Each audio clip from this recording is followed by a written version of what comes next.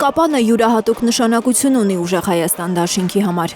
Կիրակի քարոզարշավի 3-րդ օրը կապանցիների հետ հանդիպման ժամանակ ասել է քաղաքական ուժի ընտրական ցուցակը գլխավորող Նարեկ Կարապետյանը։ Ձեր վերաբերմունքը դեպի մեզ տվեց մեզ մեծ էներգիա բերելու այս փոփոխությունները, վերջապես ստեղծելու ընդդիմադիր ուժ, որը կլինի երիտասարդ, մաքուր ձեռքերով, լավ, պրոֆեսիոնալ մարդկանցով կազմած, որ երկրում որակական փոփոխություններ բերեն։ Կարապետյանը կապանցիներին հիշեցրել է Նիկոլ Փաշինյանի չկատարած խոստումները։ Ըստ նրա, հիմա քաղաքացիական պայմանագիրը ուսուցիչներին, պետական ապարատին ստիպողաբար տանում է հանրահավաքների, մինչդեռ տարիներ առաջ քննադատում էր հանրապետականների այդ գործելավոճը։ Նա ՀԿ-ին քննադատում էր ուսուցիչներին հանրահավաքին տանելու համար։ Ինքը ուր գնում է ուսուցիչներին, ովքեր իր հետ չեն, ստիպողաբար տանում են հանրահավաքի։ Եվ ոչ միայն պետական աշխատողներին։ Պետական աշխատողները դա Հայաստանի Հանրապետության ազատ քաղաքացիներ են իրենց հայացքներով։ Եվ ինչ ինքը ասել է,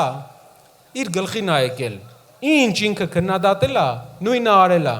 Հայաստանի հարավի բնակիչներին Նարեկ Կարապետյանը նաև հիշեցրել է, որ Փաշինյանը չի կատարել նաև պղնձի վերամշակման գործարան կառուցելու խոստումը։ Ամեն 3 տարին մեկ խոսք էր տրվում,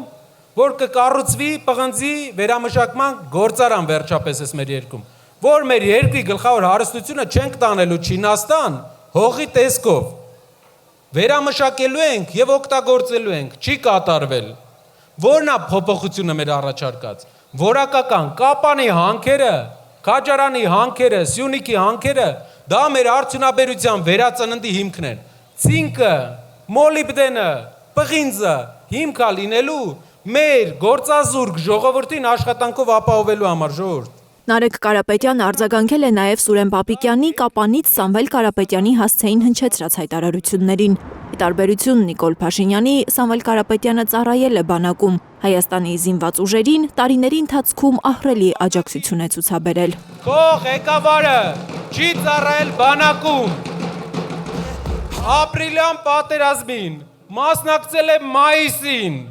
հետևն կանգնած ու դեմքն էլ չի փոխվում։ Եթե Ադրբեջանի նախագահ Իլհամ Ալիևը հաղթել է Նիկոլ Փաշինյանին, դեռ չի նշանակում, որ պետք է անընդհատ սպառնա Հայաստանին։ Գործող իշխանությունը պարտվել է, պետք է հեռանա ու գա մեկը, որը պարտությունից դուրս կբերի Հայաստանը։